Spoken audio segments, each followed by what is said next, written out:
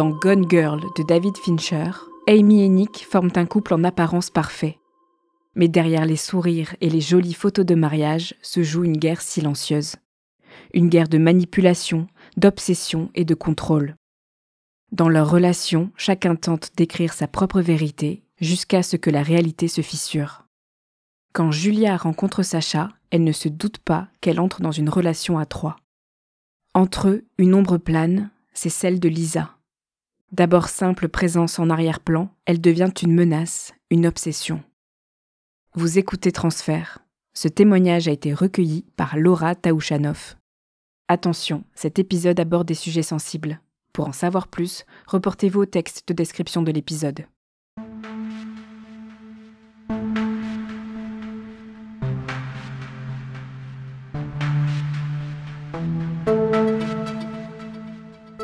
On est en 2013, je vis dans une petite ville du sud de la France, près de la mer. Je viens de passer mon bac.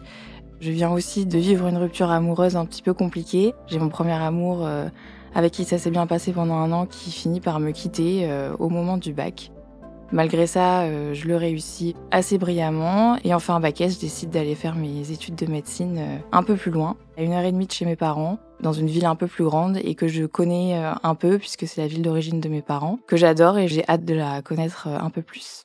J'ai hâte de me faire mes nouveaux amis, de grandir, de connaître autre chose parce que d'avoir toujours vécu la même chose toute sa vie, c'est un petit peu redondant. Je suis heureuse de vivre de nouvelles aventures et de m'en aller. J'arrive dans cette nouvelle ville en août 2013. Les loyers sont chers, donc je décide d'intégrer une cité universitaire. Et j'intègre cette nouvelle prépa. Je rencontre dans cette prépa une jeune femme qui s'appelle Manon. Tous les jours, on va en cours avec Manon. On assiste aux cours de médecine qui sont des cours qui sont assez lourds. On a besoin un petit peu de décompresser en rentrant. Souvent, en passant et en rentrant à la maison, je croise avec Manon un groupe de garçons qui est en bas des escaliers de la cité universitaire. Ils sont 4 ou 5 avec 3 filles. Ils boivent souvent des bières et fument des cigarettes. Et quand on passe devant eux, on voit qu'ils nous regardent un peu de loin, un petit peu en nous jugeant parce qu'on est un peu plus jeunes qu'eux. Au début, on n'y fait pas attention. Dans cette cité universitaire, je me sens très bien parce que j'intègre le bâtiment le plus neuf. Je suis devant la mer. J'ai une vue incroyable le matin quand je me lève. Les levées de soleil magnifiques. Le soir quand je me couche, pareil. Même si j'avais peur d'être seule au début. Cet environnement, il me rassure parce qu'il y a plein de jeunes. Parce qu'avec Manon, petit à petit, on commençait à tisser une amitié qui marche. Un soir, je suis avec Manon dans sa chambre et on révise les cours de prépa qu'on a eu à réviser de la journée. On décompresse, on est sur son ordi, on prend des photos toutes les deux, on rigole et on voit un des garçons de la bande passer devant la porte. Il passe sa tête et il nous fait un grand sourire et là on repère directement le garçon qui était en bas des marches. Il nous dit avec un grand sourire que il aimerait bien nous connaître un peu plus, qu'il organise souvent des petites soirées dans sa chambre qui est 2 étages plus bas et que c'est avec grand plaisir qu'il nous accueillerait pour une petite soirée. Avec Manon, on se regarde, on est un petit peu hésitante parce que c'est vrai qu'il y a beaucoup de garçons et qu'on n'est pas forcément à l'aise avec le sujet, de se retrouver au milieu de tous ces garçons un peu plus âgés. On réfléchit 2-3 minutes, puis on décide d'y aller. C'est quelqu'un qui nous inspire confiance tout de suite, il a vraiment un grand sourire, c'est quelqu'un de très solaire, il nous fera pas de mal, donc on décide de le suivre. Il nous amène jusqu'à sa chambre, on voit directement une série de garçons assis sur le lit, ils sont en randonnion, et j'en remarque un qui est au fond de la pièce, assis, adossé au mur, qui fume une cigarette et qui boit une bière, et qui nous regarde avec un air vraiment méprisant, un petit peu hautain. Il nous prend peut-être pour des filles un peu trop jeunes, et je vois qu'il a un petit sourire en coin, et tout de suite je me dis, lui je l'aimerais pas. C'est un garçon qui est plutôt petit, il porte un t-shirt blanc, un jean. Il a un peu des airs de James Dean, mais sans être James Dean. J'apprends au fur et à mesure de la discussion et des échanges qu'on a avec les uns et les autres que le jeune homme qui nous a abordés s'appelle Marco et que celui qui nous a regardés d'une manière un petit peu hautaine s'appelle Sacha. On passe un bon moment, ça nous a au moins permis de tisser de premières relations et peut-être commencer des amitiés dans cette CTU parce que pour l'instant on se sent un peu seul. Tous les soirs, lorsque l'on rentre des cours et de la fac, on s'arrête avec eux en bas des marches. J'ai du mal à être aussi sérieuse que Manon dans mes cours. Finalement, au lieu d'aller réviser, on décide de rester avec les garçons et on commence à former un groupe. Ça devient un petit peu mes premiers amis dans cette nouvelle ville.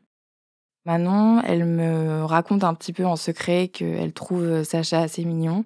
Je trouve ça assez drôle et c'est vrai que je la soutiens un petit peu dans cette démarche. Elle est petite, il est pas très grand. Je trouve que physiquement, il colle parfaitement. Au fur et à mesure des soirées qu'on fait tous ensemble, Manon, je vois qu'elle tente un petit peu des approches vis-à-vis de Sacha. Sacha n'est pas quelqu'un qui est entreprenant, c'est quelqu'un qui reste avec ses amis et qui nous intègre difficilement dans sa bande de potes. Au fur et à mesure des semaines qui passent, Manon est vraiment très sérieuse dans ses études, extrêmement organisée. Elle rentre tous les soirs dans sa chambre malgré nos soirées pour réviser ses cours. Moi, j'ai beaucoup plus de mal avec le rythme que je trouve très soutenu. Beaucoup de mal avec la méthode de travail aussi en médecine qui est assez particulière. On a énormément de pages à emmagasiner chaque jour de cours. Et clairement, je comprends que c'est pas un système qui va me convenir.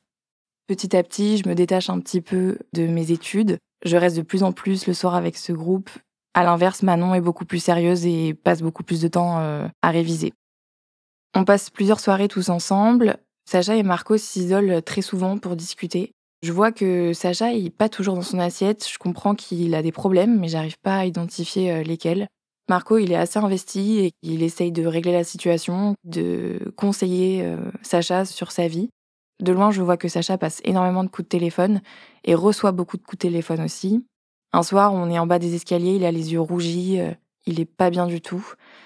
Je m'approche de Marco et je lui demande ce qui se passe. Je lui demande pourquoi Sacha est dans cet état.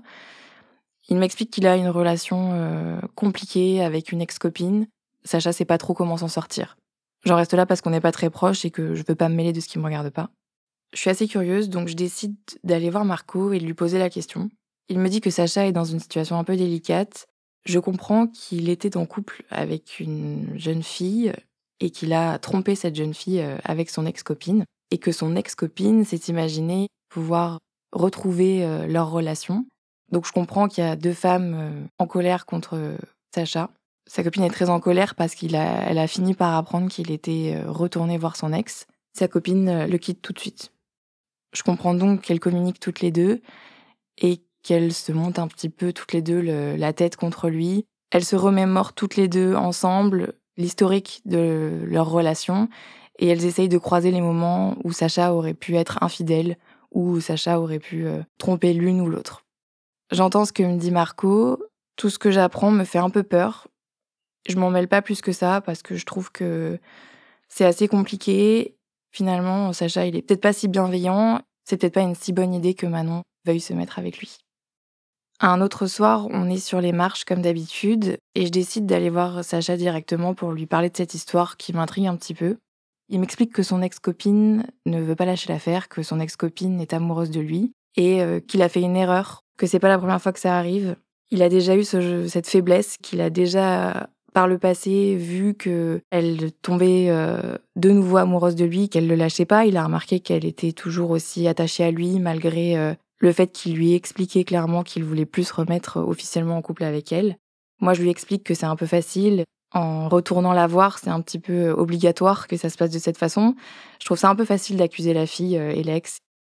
Sacha me raconte que son ex s'appelle Lisa, qu'il la connaît depuis le lycée, qu'il a eu une relation de 3 ans avec elle, que ça a été une relation très intense, qu'il a été extrêmement amoureux d'elle, mais qu'au bout de la première année, les choses se sont dégradées.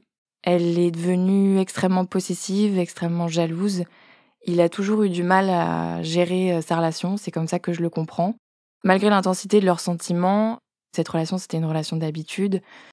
Malgré cette séparation, il a toujours eu du mal à l'oublier parce qu'elle revenait aussi, parce que souvent, elle lui envoyait des messages. Il m'explique qu'il a souvent été un petit peu faible à ce niveau-là. Marco m'apprend qu'il y a 1 an de ça, au moment de leur séparation, Lisa s'est rendue dans la chambre de Sacha dans la cité universitaire, a littéralement pété un câble à l'annonce de la rupture, a pris son ordinateur et l'a littéralement brisé contre le mur. Il me parle d'une scène où elle hurle, elle court dans le couloir, elle refuse la séparation. Sacha essaye de la retenir, de la calmer. Elle s'approche de la fenêtre du couloir de la Cité U. Sacha se trouvait à ce moment-là au 5e étage. Elle passe la fenêtre et pendant à peu près une demi-heure, 3/4 d'heure, elle va me menacer de sauter. Marco me raconte que Sacha essaye de la calmer, qu'il appelle ses parents.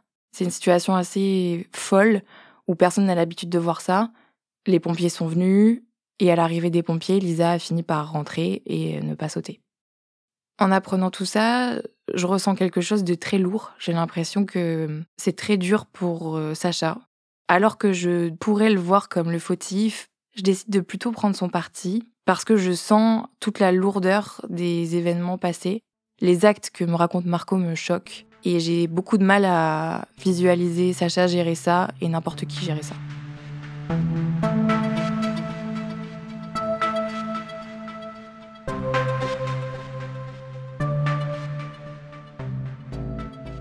Après avoir appris tout ça, je repars en cours avec Manon. On est à la bibliothèque. Je sens mon téléphone sonner. J'ai une notification Messenger. Je l'ouvre et je vois tout de suite que c'est un faux profil. On dirait une photo de série américaine. Le nom est très bizarre. Le contenu du message est très long. Tout de suite, je vois le nom de Sacha apparaître en gros. Et le contenu du message est très particulier. Il s'agit d'une jeune femme qui m'informe que Sacha couche avec des femmes en leur transmettant volontairement des MST. Sacha est quelqu'un de très dangereux. Faites attention à vous si vous êtes une jeune femme. Il est porteur de MST très graves qu'il s'amuse à transmettre sciemment. Si vous connaissez une femme susceptible de coucher avec lui, surtout prévenez-la. J'hallucine complètement, je me dis que c'est très bizarre. Je trouve ça très choquant. Et Manon me montre son téléphone et me dit qu'elle a reçu exactement la même chose. Là, je comprends que cette personne a envoyé ces messages à tout le répertoire Facebook de Sacha. J'ai beaucoup de peine. Je me sens un peu bizarre parce qu'avec le temps, je m'attache à Sacha et je trouve assez dur d'envoyer ce genre de message. Et dans mon esprit, je suis convaincue que c'est complètement faux. Je le vois absolument pas faire ça. Donc je décide de répondre en lui expliquant que la méthode est très particulière, que même si elle a des choses à dire, le faire par ce biais-là est très très curieux. C'est très grave d'avoir de telles accusations sans preuve. Elle me répond tout de suite. Elle me raconte qu'elle a des antécédents, que c'est très grave. Au moment où il a couché avec elle, elle explique qu'il avait conscience d'être porteur d'une MST. Je finis par changer un petit peu d'avis parce qu'elle donne énormément de détails. Elle arrive à me convaincre qu'il n'a pas eu un bon comportement avec elle. Et je finis par être un petit peu plus compatissante, même si je lui précise que je déteste la façon dont elle a agi. Tout de suite, à la lecture de ce message, je vois qu'elle s'exprime très bien. Elle argumente, je la trouve très claire. Ses arguments sont tellement pertinents que je finis par me poser des questions. Moi, je me sens beaucoup plus inquiète que Manon. Manon se désintéresse pas de lui malgré cette histoire. Juste, elle le prend avec beaucoup de recul et elle s'imagine que c'est juste des histoires de filles en crise et que ça va passer. En rentrant à la cité universitaire, je parle à Sacha directement du message que j'ai reçu. Il lève les yeux au ciel, je vois qu'il est toujours pas dans un bon jour. Lisa a bien envoyé à tous les contacts Facebook de Sacha ce message. Sacha, il a l'air plutôt choqué, très touché.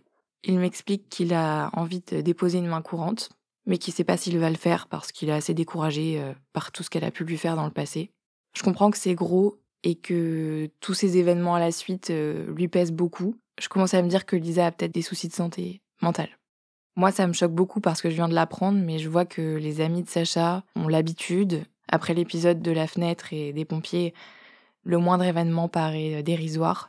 Au fond de moi, je me dis qu'il se fait harceler, peut-être, mais qu'il l'a quand même bien cherché. À côté de tous ces événements, on passe beaucoup de temps tous ensemble. On passe notamment beaucoup de soirées sur la plage, on boit des bières, on danse, on rigole, on se rapproche tous beaucoup. Sacha et Manon, ça va pas le faire au final. Manon a fait plusieurs tentatives, mais Sacha a pas l'air intéressé du tout. Au final, ce sentiment que j'avais par rapport à Sacha, comme quelqu'un de très hautain et de pas très agréable, ce sentiment, il se transforme. C'est quelqu'un d'extrêmement cultivé, de très intelligent, qui m'apprend beaucoup de choses, avec qui j'ai de très longues discussions. Il est étudiant en fac d'histoire, il est aussi étudiant en fac de lettres. Il est un peu plus âgé que moi, ça me permet de me sentir un peu plus en sécurité. À travers ses regards, je comprends ce qu'il veut dire. Je peux pas nier que je ressens ça aussi. 4 mois après la rentrée, au mois de décembre, on fait une soirée avec tout notre groupe. Marco lance une vanne un petit peu graveleuse sur moi en plaisantant. Et je vois que Sacha le prend extrêmement mal. Je vois que Sacha commence à devenir un petit peu jaloux. Et je comprends pas trop sa réaction. Marco, tout au long de la soirée, continue ses allusions en rigolant. Sacha se vexe, il finit par quitter la soirée. Je rejoins Sacha juste après qu'il soit parti, parce que je veux comprendre pourquoi est-ce qu'il est parti. Il m'explique qu'il trouve que Marco me drague. Là, je vois Sacha perdre ses moyens. Sacha finit par m'avouer qu'il ressent des choses pour moi, qu'il pensait pas au début que notre relation tournerait de cette manière, mais que le temps qu'on a passé ensemble a fini par faire naître entre nous des sentiments. Je suis assez choquée de cette annonce, même si je sentais cette tension entre nous au fil du temps. Je me doutais pas de la tournure que ça prendrait, peut-être pas aussi vite. Je le trouve beau, je le trouve intelligent, on s'apprécie et je pense que c'est plus la peine de nier. C'est quelqu'un de très cultivé, à la fac il apprend beaucoup de choses, et le soir on passe beaucoup de temps à lire des livres ensemble, à bouquiner, il lit à voix haute, ça c'est des choses que j'ai jamais fait avant. On a des discussions très intéressantes sur la politique, sur l'histoire, sur la littérature. Et ça, c'est des sujets de discussion que j'ai avec personne d'autre. Donc il apporte à mon univers quelque chose de nouveau, de frais. Mais je me sens tombée amoureuse de lui, quoi. Étant donné que je me rapproche de Sacha, Manon et moi, on passe un peu moins de temps ensemble. On reste copines, mais c'est vrai que nos chemins se séparent progressivement. Elle est très sérieuse dans ses études. Moi, je suis très investie dans cette relation naissante. Manon me fait pas de remarques sur ma relation, mais je sens qu'elle est un petit peu vexée. Je vois que son comportement change. Je culpabilise un petit peu, mais je suis tellement absorbée par ce que je ressens, qui devient de plus en plus intense, que je n'y pense pas beaucoup. Dans les semaines qui suivent, je constate que le téléphone de Sacha ne fait que sonner. Lorsqu'on est ensemble le soir, lorsqu'on regarde un film, lorsqu'on lit un livre, lorsqu'on discute. C'est un appel qui commence, la sonnerie qui s'éteint et un nouvel appel qui débute. Et je vois toujours le même prénom sur son téléphone. C'est Lisa qui l'appelle sans cesse. Des centaines de textos sont envoyés. La nuit, quand on dort, j'ai envie d'aller regarder le téléphone de Sacha. Je me retiens parce que je sais que c'est malsain, que c'est pas la solution et que je vais y voir des choses que j'ai pas envie de lire. Mais malgré tout, j'ai cette curiosité qui est toujours là. Cette relation avec Sacha, elle est très belle, mais je suis encore dans le doute parce que tout ce que j'ai lu, je l'ai lu. Tout ce que j'ai vu, je l'ai vu. Les discussions que j'ai eues avec Lisa, je les ai eues et je laisse la place au doute. Je sais que leur relation, elle a été extrêmement intense, qu'elle a été toxique, que Sacha est souvent retourné vers elle. Évidemment, tous ces appels et tous ces textos me font très peur parce que je me dis qu'à tout moment, elle va pouvoir revenir dans sa vie, que Sacha va pouvoir lui reparler sans que je le sache. Et après tout, je connais pas si bien Sacha que ça. Il est possible qu'il ait envie de retourner vers elle finalement. Je vois que Sacha essaye vraiment de calmer Lisa. Il ignore pas tout le temps parce qu'il veut préserver notre cocon et il veut calmer la situation, il veut que Lisa puisse s'apaiser. Un soir, Sacha vient me voir et m'explique qu'il va aller voir Lisa pour lui parler. Parce qu'il a conscience qu'il a mal agi par le passé, il a conscience qu'être retourné vers elle plusieurs fois n'a pas été la meilleure des solutions. Il a conscience de ses erreurs et il m'explique qu'il va aller la voir en journée pour boire un café, discuter et lui expliquer que cette fois-ci c'est vraiment fini, qu'elle ne s'attende plus à le revoir, que cette histoire prendra vraiment fin et qu'il va falloir qu'elle évolue de son côté. Je suis assez perplexe. Mais ça me choque pas plus que ça, je trouve que c'est une bonne initiative. J'ai quand même mes peurs, je connais un petit peu sa façon d'agir, j'ai l'impression que ce qu'elle cherche, c'est absolument le contact, la rencontre et la réponse. Pour moi, l'ignorer est aussi une solution, mais je respecte son choix d'aller la voir, il va trouver les bons mots pour l'apaiser. En attendant, je suis dans ma chambre de CTU, j'attends qu'il revienne. Sacha revient, il a un grand sourire sur les lèvres, il m'explique que ça s'est bien passé, qu'elle était calme, apaisée, qu'il lui a expliqué la situation, qu'il lui a annoncé qu'il avait une copine, que maintenant il ne reviendrait plus en arrière et que son histoire avec elle était bien finie. Je lui demande tout de suite s'il y a eu un contact entre eux, s'il s'est passé quelque chose. Je veux qu'il soit transparent et honnête. Il m'explique qu'à la fin, pour se dire au revoir, ils se sont fait un hug et qu'elle est partie.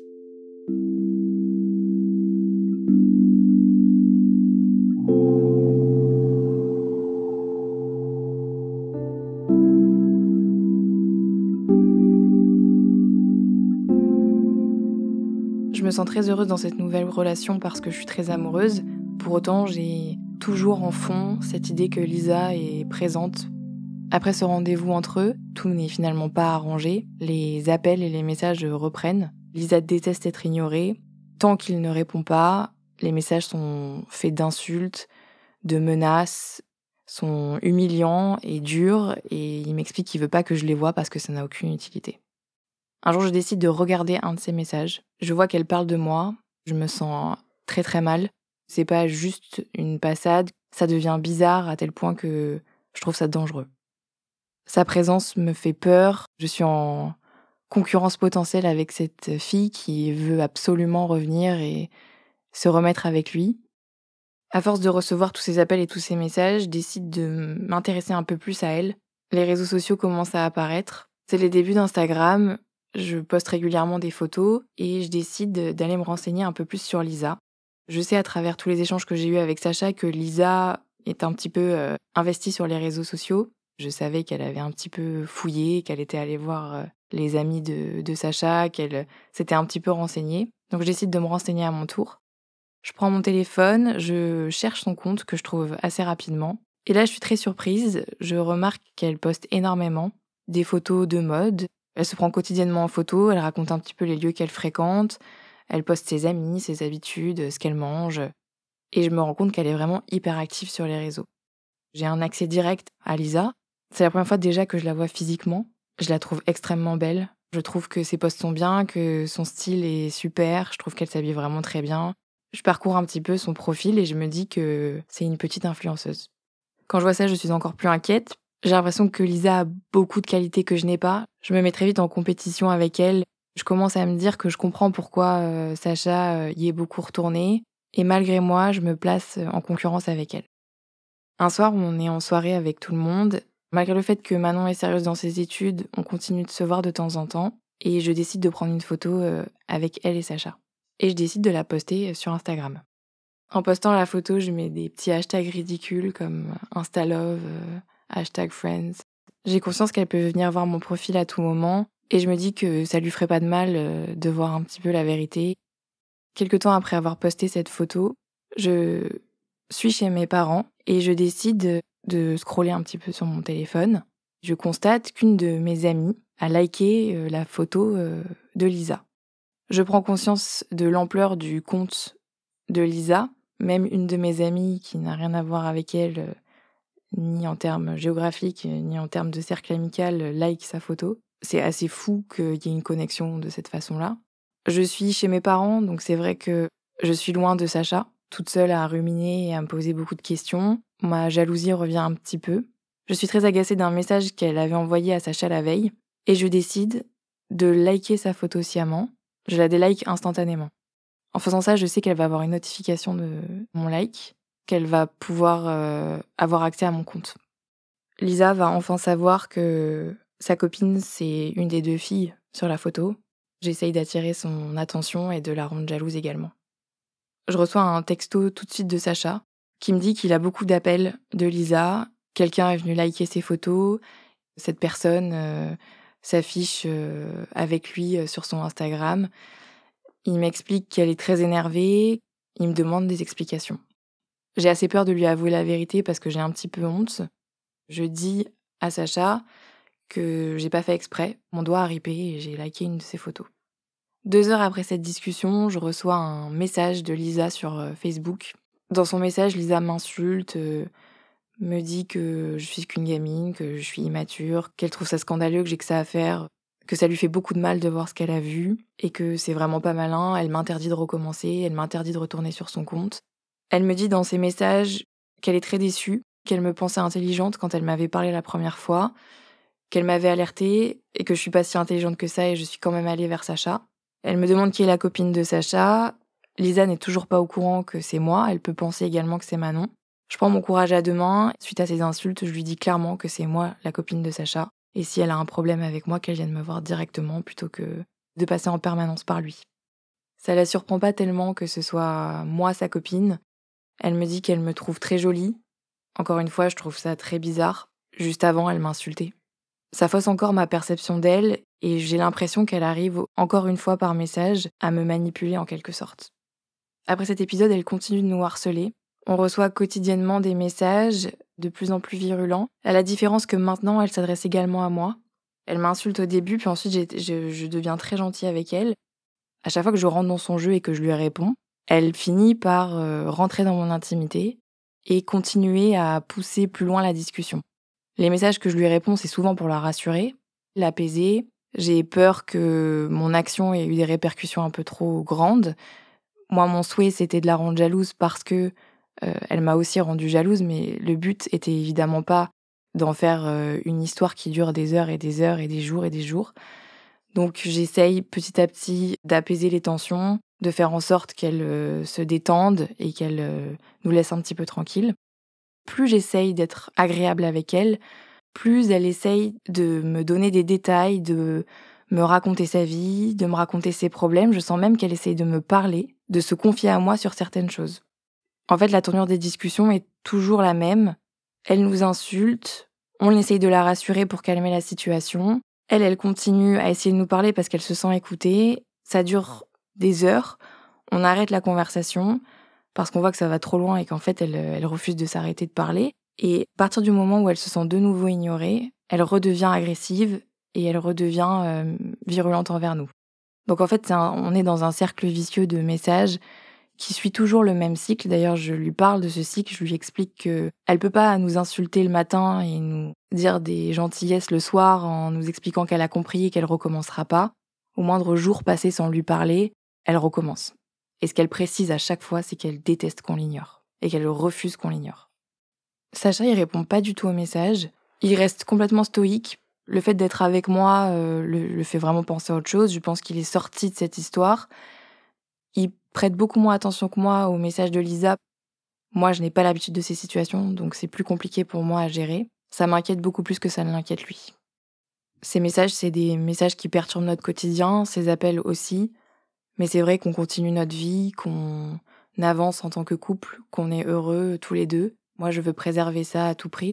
Je laisse pas cette situation me déborder et je reste concentrée sur mon couple, malgré les inquiétudes que j'ai en tête. Un soir où on se dispute, Sacha et moi, pour quelque chose de pas très important, je quitte la chambre de Sacha dans la cité universitaire et je remonte dans la mienne. Je suis un peu contrariée par cette dispute. J'essaye de penser à autre chose, je parle un petit peu à mes copines par message. Là, j'ai une inquiétude qui me vient, que je sais pas expliquer, mais je sens qu'il y a quelque chose qui se passe. Je décide de redescendre et je vois que Sacha est sur son téléphone. Dans ma tête, j'ai une petite voix qui me dit que peut-être il lui a envoyé un message. Pendant qu'il dort, je prends son téléphone. Je vois que Sacha a envoyé un ça va à Lisa pendant la soirée. Là, je me dis que c'est complètement hallucinant. Cette fille nous harcèle depuis 4-5 mois. On ne sait pas comment s'en sortir, qui m'en dit des vertes et des pas mûres, qui m'explique qu'elle est folle, qu'elle nous harcèle, mais je vois qu'il est capable de lui renvoyer un message. Je m'interroge réellement sur ses intentions et les doutes reviennent. Lui m'explique tout de suite que c'est juste un message qu'il a envoyé parce qu'il se sentait perdu et seul et qu'il avait besoin de parler à quelqu'un. Je lui explique que j'étais là pour parler avec lui. Il me dit que non, qu'on s'était disputé. Moi, je suis pas du tout convaincue par ses explications, que je trouve pas très rassurantes. Évidemment, après ça, je suis encore plus inquiète. Et même si je me suis dit que je retournerais pas voir le profil de Lisa, je peux pas m'empêcher d'y retourner. Et je reprends mon petit espionnage.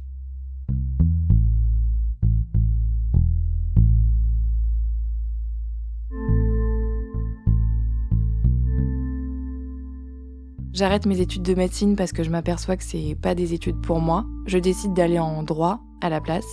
Le droit me plaît. En naviguant un petit peu sur les réseaux de Lisa, je remarque qu'elle a également un compte Twitter. Elle dit beaucoup plus de choses écrites, puisque Twitter, on poste des messages écrits. Elle écrit pas mal de ses pensées, pas mal de lieux qu'elle fréquente. Elle donne son avis sur des sujets politiques divers et variés. Elle donne son avis aussi sur certains livres qu'elle peut lire. Et j'en apprends beaucoup plus sur sa personnalité sur son compte Twitter. Instagram me permet de la voir physiquement. Twitter me permet de comprendre un petit peu mieux ce qui se passe dans sa tête. Je me prends même parfois à rigoler à certains tweets qu'elle poste parce que je les trouve très bien tournés. Je la trouve de plus en plus brillante. Un jour, je remarque qu'elle poste une photo d'une fille qui a un pouce un petit peu spécial. J'ai une particularité physique sur mon pouce. C'est quelque chose d'assez atypique et c'est vrai que quand je vois ça sur son compte Twitter, je me dis tout de suite qu'elle l'a fait exprès et qu'elle me vise. Lisa passe aussi beaucoup son temps à critiquer les gens en droit et encore une fois, peut-être que c'est un hasard, mais je sens bien qu'elle me vise. C'est quelque chose qui me touche personnellement, je le prends vraiment mal. Elle poste un tweet en expliquant que la copine de son ex aime des influenceuses complètement stupides et nunuches. Ça m'énerve, ça m'agace, et je décide de répondre directement. Elle est là, la copine de ton ex, si tu as quelque chose à lui dire, tu peux le faire. Elle finit par répondre à ma réponse en disant: je vois que la copine de mon ex passe beaucoup de temps sur mon compte Twitter. Et là, je réponds directement: oui, ben moi, c'est l'ex de mon mec qui me harcèle. Et j'annonce clairement sur Internet et sur Twitter et devant tous les gens qui la suivent, que potentiellement elle me harcèle. Ça me soulage, peut-être que cette menace va marcher et qu'elle va arrêter de nous harceler. Un jour, je suis dans la chambre de Sacha à la Cité U. J'entends quelqu'un toquer à la porte. Je regarde à travers le Judas et d'un coup, je la vois. Je la reconnais tout de suite parce que je l'ai vue plusieurs fois sur Instagram. J'ai très peur. J'ai comme une sensation d'étouffement qui vient. Si je parle ou si j'ouvre la porte, il pourrait peut-être m'arriver quelque chose. Me dire qu'elle est prête à se déplacer et à venir en vrai, sachant que la situation de Sacha a changé, etc., ça me fait me dire qu'elle a passé un cap, qu'elle n'a pas de limite. Avec Sacha, ça se passe vraiment très bien, donc on décide de quitter la cité universitaire et de s'installer ensemble. On prend un petit appartement de 60 mètres carrés où on vit tous les deux. Ça permet qu'on ait plus de confort et qu'on puisse faire plus de choses ensemble avec nos potes. Et on est très heureux dans ce nouvel appartement. Lisa part à l'étranger étudier. La forme des messages qu'elle nous envoie est différente. Maintenant, Lisa passe par des mails. À force d'être jalouse et inquiète, je réussis à avoir accès à la boîte mail de Sacha. Je pensais que Lisa s'était calmée, mais je constate que c'est pas le cas. Dans ses mails, Lisa envoie des vidéos d'elle. Elle se filme avec sa webcam et tous les jours, elle explique sa journée à Sacha. Quand elle est de bonne humeur, elle sourit. Quand elle est triste, elle pleure. Elle lui raconte ses problèmes. Quand elle rentre de soirée, qu'elle a bu, elle le drague ouvertement en se filmant. Et j'ai accès à ça. C'est des vidéos qui me choquent beaucoup parce que je la vois en direct. Et c'est la première fois que je la vois bouger, parler, s'exprimer, que j'ai accès à sa personnalité autrement que par des images ou des mots. C'est la première fois que j'ai accès à sa voix. Ça me marque beaucoup, je ferme très vite les mails. Sacha me parle spontanément de ses vidéos. Moi, je ne lui dis pas que j'y ai accès, que je les ai déjà vues parce que j'ai un petit peu honte. Je vois qu'il est honnête avec moi, qu'il est transparent, donc j'essaye vraiment de rester calme et de me dire que ça passera. De toute façon, il lui répond pas, donc ça me rassure. Parallèlement, je reçois toujours des messages d'elle. Elle nous alerte qu'elle va pas bien, elle nous alerte qu'il faut qu'on lui réponde parce qu'elle se sent triste et seule. Elle me demande de dire à Sacha de la rappeler. Je lui explique que c'est pas possible, c'est pas un lien sain entre eux, qu'il faut qu'elle arrête, que ce lien est toxique. Elle poursuit en essayant d'attirer un petit peu ma sympathie. Elle me parle de sa famille, des difficultés qu'elle a rencontrées plus jeune, des raisons pour lesquelles elle se sent seule, pourquoi ça a toujours été le cas. Elle me raconte que sa maman a eu de gros problèmes de dépression, que son papa est assez distant et qu'elle ne peut pas aborder certains sujets avec lui. Moi, son discours me touche. J'ai envie de l'aider quelque part parce que je sens qu'elle est en détresse, qu'elle se sent réellement seule. Elle passerait pas autant de temps à me parler si c'était pas le cas. J'essaye de la rassurer du mieux que je peux en restant froide et un petit peu distante. Je me rends compte que ça fonctionne toujours pas, qu'à chaque fois que j'essaye de la rassurer, elle continue de me parler et d'essayer de rentrer dans mon intimité, et qu'à chaque fois que j'essaye de couper court à la conversation, elle se vexe. Je sens que Lisa a un gros manque d'amour, qu'elle a besoin de dire beaucoup de choses et qu'elle ne sait pas à qui s'adresser. Je sens aussi dans ses messages qui sont extrêmement longs, extrêmement bien écrits, extrêmement détaillés, qu'elle passe beaucoup de temps et qu'elle s'applique énormément à raconter tout ce qu'elle ressent. J'ai la sensation que c'est une grande preuve de solitude parce que venir raconter ses problèmes les plus intimes à la copine de son ex qu'on aime toujours, c'est assez particulier. Dans tous ces cycles où elle me parle et elle se confie à moi, j'ai toujours un peu plus de sympathie qui se développe envers elle. J'ai envie de l'aider. En fait, cette ambivalence avec elle est très compliquée à gérer. J'ai beaucoup de sentiments contradictoires. Je suis très triste pour elle parce que je compatis énormément. Mais la seconde d'après, lorsque je reçois des insultes parce que je ne lui réponds plus, toute cette sympathie s'envole, l'énervement reprend et je redeviens jalouse. Cette relation, j'arrive pas à la qualifier. Je me sens complètement perdue face à cette relation que je développe malgré moi avec elle. Sacha finit par changer de numéro à force de recevoir des messages. Lisa est très énervée. Elle se met à écrire des mails extrêmement longs. Il y a même une série de mails qui parlent de ses mémoires, des étapes de sa vie, de son enfance à son adolescence, ce qu'elle a pu ressentir. En lisant ces pages et ces pages et ces pages d'écriture, je la trouve de plus en plus brillante dans son écriture. Cette ambivalence s'accentue encore plus parce que je déteste qu'elle envoie des mails à mon copain, mais pour autant, je deviens de plus en plus curieuse de connaître cette personne. J'ai l'impression que je rentre dans sa vie et qu'elle m'a forcée à être au milieu de ses problèmes et que maintenant je dois faire avec ça. Ça crée une sorte de dépendance. Le décalage est d'autant plus important que sur Instagram, elle montre une vie totalement lisse, des posts très sympathiques, très joyeux, elle est avec ses amis, elle a l'air entourée. J'ai la sensation que elle a une double vie, qu'elle a un double rôle. À chaque fois qu'elle dépasse les bornes, c'est ce que je fais, je la confronte à ses ambivalences et je lui explique que tout est incohérent dans ce qu'elle dit à partir du moment où elle change de comportement à ce point. Je fouille de plus en plus le téléphone de Sacha, j'ai de plus en plus peur qu'elle le contacte par plein d'autres moyens. C'est quelqu'un qui joue en ligne, donc j'ai peur qu'elle le contacte à travers les jeux en ligne, j'ai peur qu'elle le contacte sur tous les réseaux qui puissent exister, donc je deviens extrêmement vigilante. Je reste malgré tout très heureuse avec Sacha. On commence à être ensemble depuis un petit moment et je me vois faire mon avenir avec lui.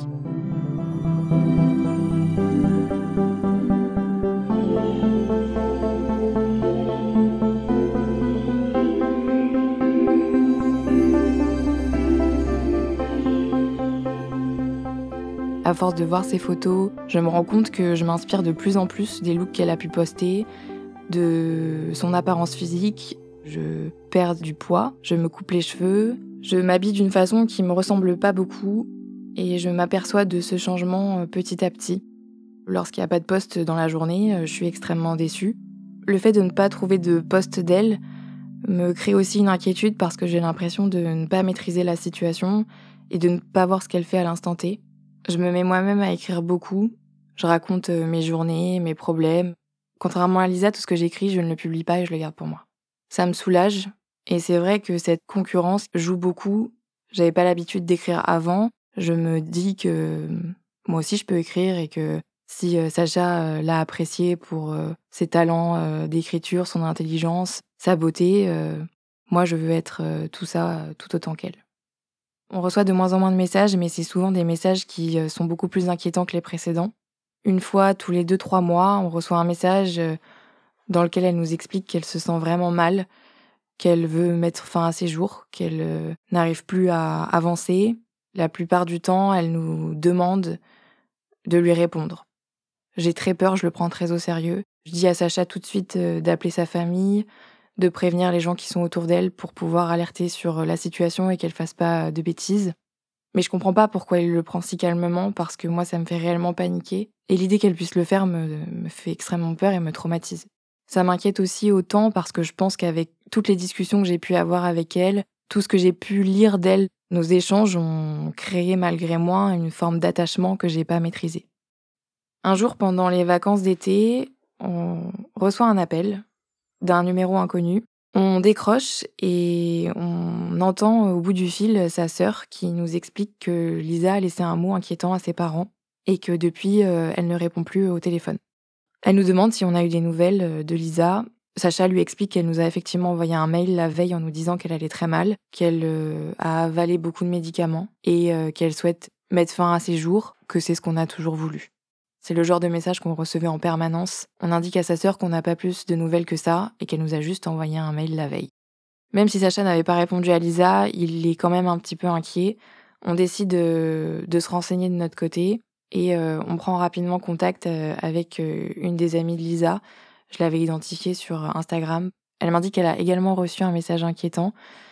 Lisa a indiqué dans ce message qu'elle se dirigeait vers la gare. Sa sœur se dirige donc aux alentours de la gare et nous renvoie un message quelques heures après pour nous indiquer que Lisa a pu être retrouvée. Je suis extrêmement soulagée. J'ai l'impression qu'un poids se lève de mes épaules. Même si j'ai jamais vu Lisa en vrai, je suis très touchée. J'ai très peur pour elle. Je sais pas si quelque part j'ai une forme de culpabilité. J'ai absolument pas envie qu'elle mette fin à ses jours. Je suis très triste qu'elle en arrive là. Après l'épisode de la gare, ça fait 3 ans que je suis avec Sacha. Je suis assez habituée au fait d'avoir Lisa en fond, à travers ses écrits, mais qui s'espace de plus en plus. Petit à petit, mon obsession pour Lisa s'atténue. Une fois toutes les 2 semaines, je vais quand même vérifier son compte. Je ne peux pas m'empêcher de me tenir informée de ce qui se passe dans sa vie. Je poursuis ma vie avec Sacha. Mes études se passent bien. Il finit par devenir professeur d'histoire dans un lycée. En parallèle de mes études, je cherche une alternance.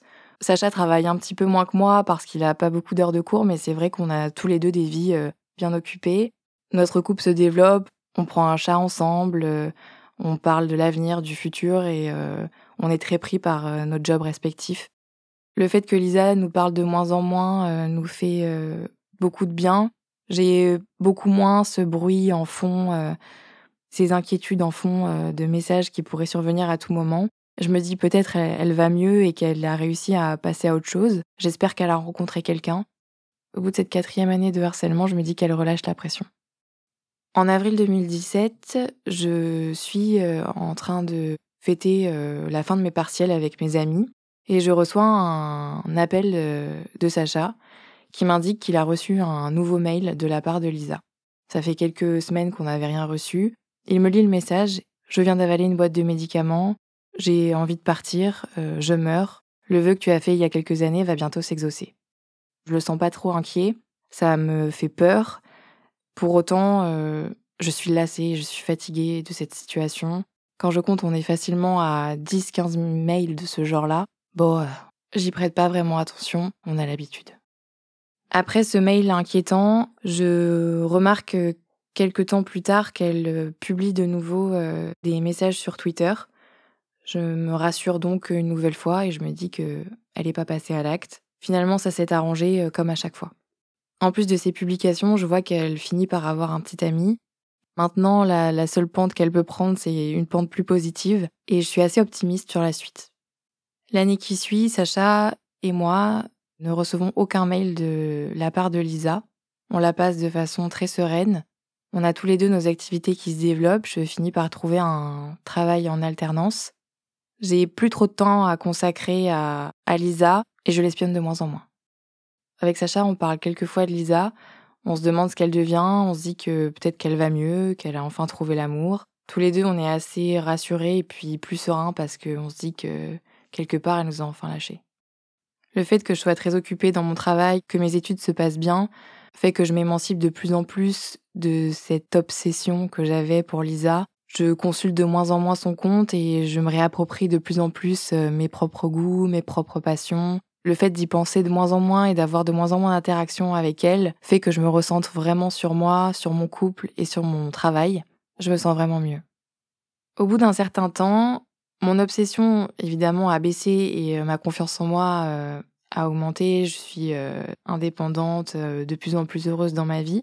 Pour autant, j'oublie pas ce qui s'est passé avec Lisa. J'avais passé des années à avoir des nouvelles très régulièrement et à savoir ce qu'elle faisait, ce qu'elle devenait.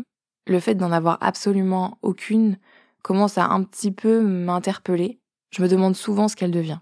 Je parle souvent à Sacha de ces questionnements que j'ai par rapport à ce qu'est devenue Lisa.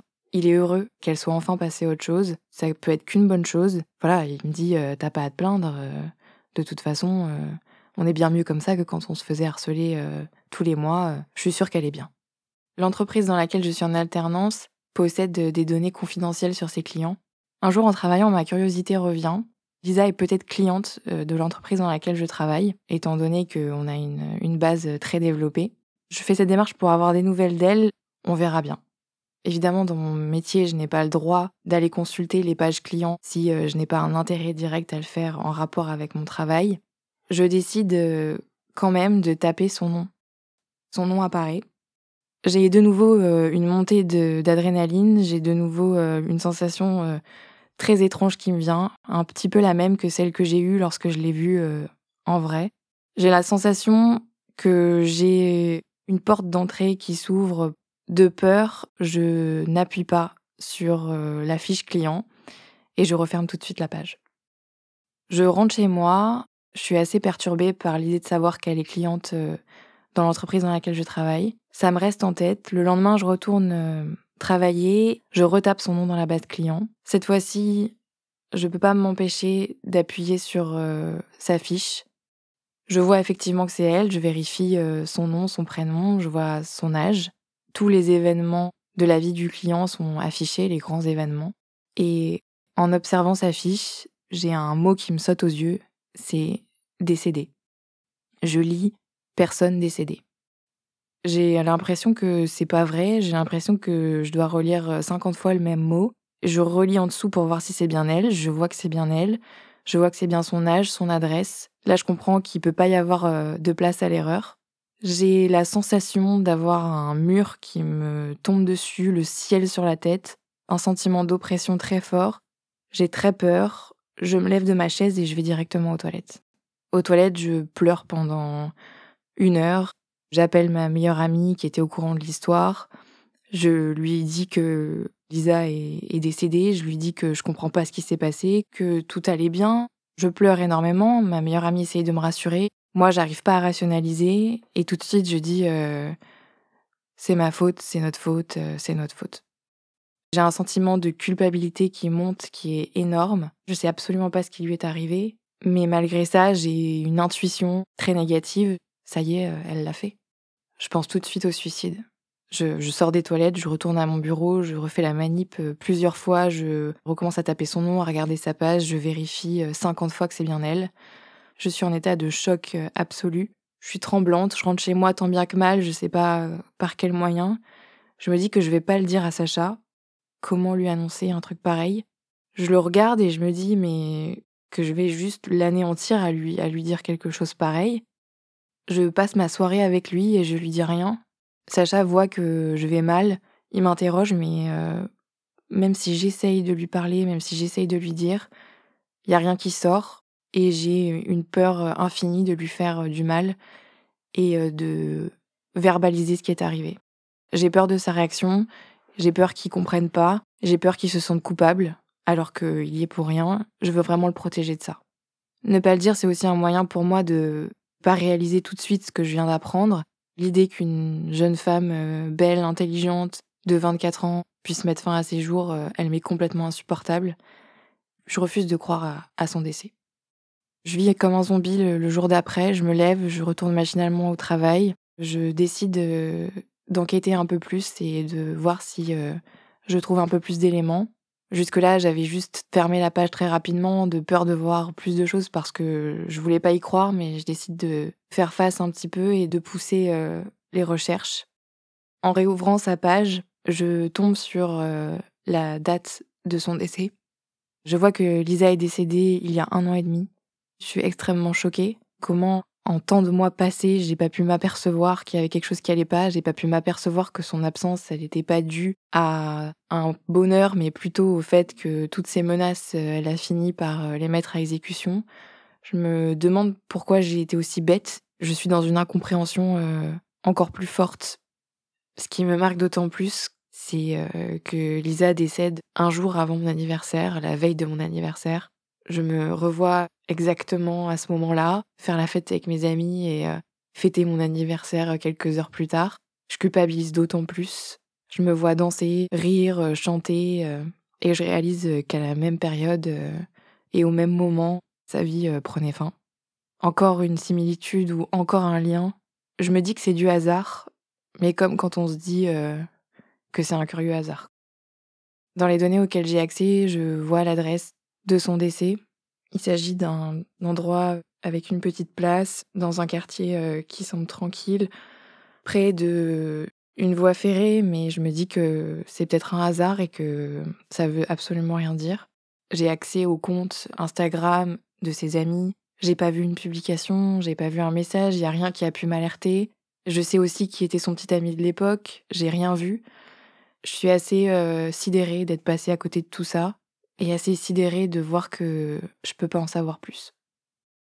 En rentrant chez moi ce soir-là, j'arrive pas à me voir le lui dire.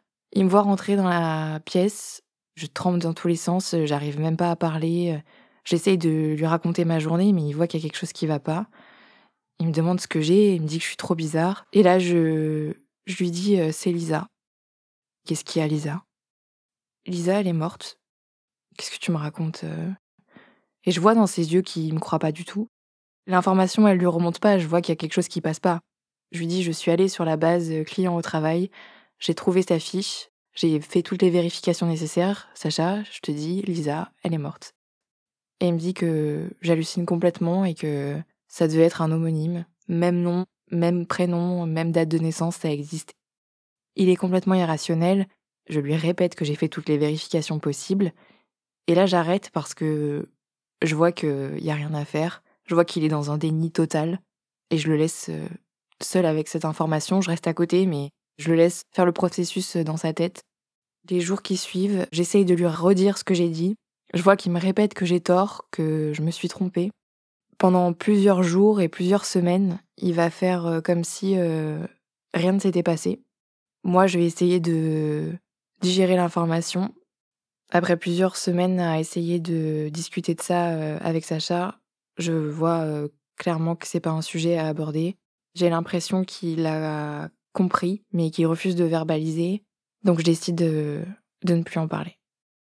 Après cet événement, je continue mes études. J'intègre un master un peu plus sélectif avec une promotion qui est un peu plus réduite. Je passe beaucoup de temps avec ces gens, je découvre beaucoup de nouvelles choses et je passe de moins en moins de temps avec Sacha. Nos rythmes changent beaucoup. Moi, je travaille énormément, lui, il a un rythme un peu plus calme. On s'éloigne et on finit par se séparer quelques mois plus tard, après 6 ans de relation.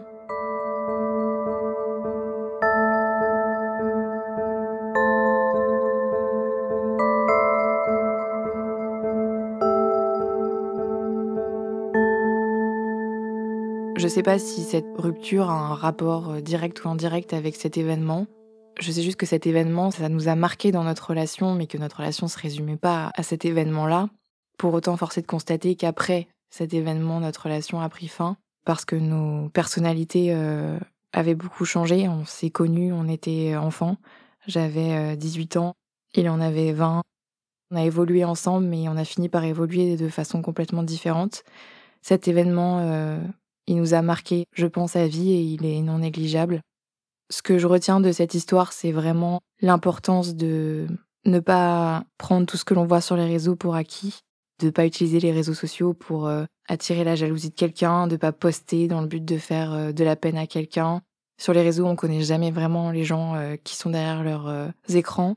On ne sait pas le mal que certaines choses peuvent faire. Je sais que moi, je garde de gros séquelles de cette histoire en termes de confiance, de jalousie, de comment j'aborde mes relations actuellement. Tout ça, c'est lourd de conséquences. Aujourd'hui, ça fait presque 8 ans que Lisa est décédée.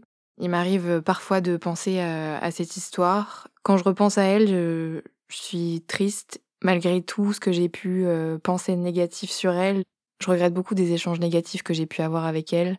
Je sais qu'elle m'a causé beaucoup de tort, mais c'est une personne qui avait besoin d'aide. Malheureusement, elle n'a pas réussi à trouver autour d'elle le secours dont elle avait besoin.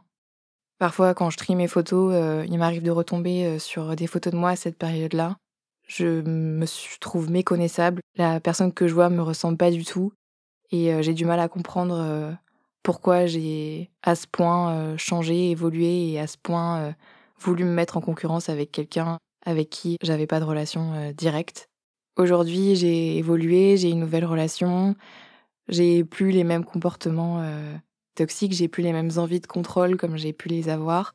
Je sais qu'une obsession comme j'ai pu l'avoir pour Lisa et comme Lisa a pu l'avoir pour moi également ne se reproduira plus parce que je prends énormément de recul. J'ai pris beaucoup confiance en moi. Je sais que je laisserai plus personne rentrer dans mon intimité comme elle a pu le faire parce que c'est des accès que je donnerai plus. Et une situation comme ça, je sais que maintenant elle n'arriverait plus.